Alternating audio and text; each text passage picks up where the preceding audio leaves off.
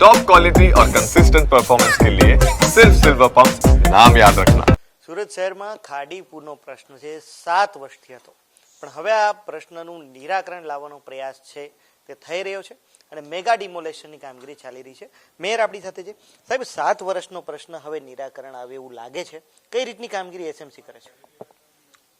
થોડા દિવસ પૂર્વે મોન્સૂનનો 50% વરસાદ સુરતમાં 15 દિવસમાં પડી ગયો અને 2 દિવસમાં તો 16 ઇંચ જેટલો વરસાદ સુરતમાં પડી ગયો. 16 ઇંચ વરસાદ પડ્યો છતાં પણ સિટીએ પહેલા દિવસે રિસ્ટોર કર્યું હતું કે 80% રસ્તા ખુલી ગયા હતા.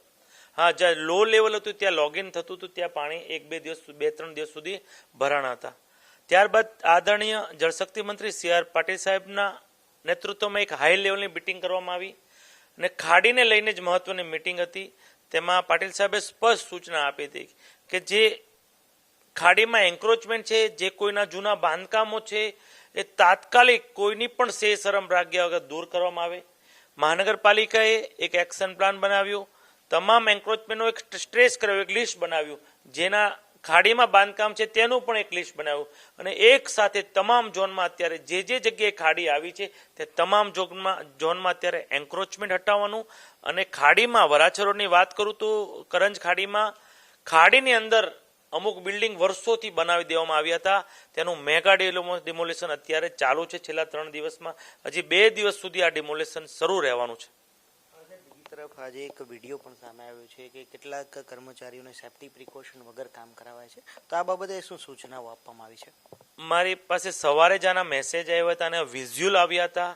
તાત્કાલિક ધોરણ મેં ઝોનલ ચીફ અને જેડોને તાત્કાલિક સૂચના આપી કે કોઈ પણ આપણા અધિકારી કોઈ પ્રિકોશન વગર બાંધકામ ન તોડે, પોતાનું જાનનું પણ પૂરેપૂરું ધ્યાન રાખી અને પછી આ ડિમોલેશન કરે. છેલ્લે સહેલો સવાલ કે હાલ જે કામગીરી ચાલુ છે પણ આગામી દિવસોમાં કોઈ દબાણ કરશે ખાડી પર તો શું કાર્યવાહી થશે? તમને વાત કરું આપની ચેનલના માધ્યમથી કે એક અપીલ પણ પ્રજાને કરું છું, કોઈ પણ વ્યક્તિ ખાડીને કને ગેરકાયદેસર બાંધકામ નહીં કરે. અત્યારે જે તમામ જગ્યાએ એન્ક્રોચમેન્ટ છે હટાવવાનું અને ડિમોલેશનનું કામ જોરશોરથી શરૂ છે, પણ આવનાર સમયમાં જો કોઈ ગેરકાયદેસર બાંધકામ ખાડી કિનારે કરશે તો કાયદેસરની પગલાં તો ભરીશું, પણ એક દાખલો પણ બેસાડશું અને FIR પણ દાખલ કરીશું. ચોક્કસથી હતા મેયર દક્ષેશ માવાણી કે સ્પષ્ટપણે તેમને કડક ભાષામાં કહી દીધું કે અત્યાર સુધી જે બાંધકામો થયા તેને તોડવાની કામગીરી ચાલુ છે. ખાડીના પાણીને અવરોધતા તમામ બાંધકામો તોડાય છે અને આગામી દિવસોમાં જો કોઈ વ્યક્તિ નવું બાંધકામ કરવાનો પ્રયાસ કરશે, ખાડીના વહેણને અવરોધવાનો પ્રયાસ કરશે તો પોલીસ ફરિયાદ સુધીની કાર્યવાહી થશે. કેમેરા પર્સન કેસી વઘાસિયા સાથે મિત્રો પાપરા, ન્યૂઝ કેપિટલ,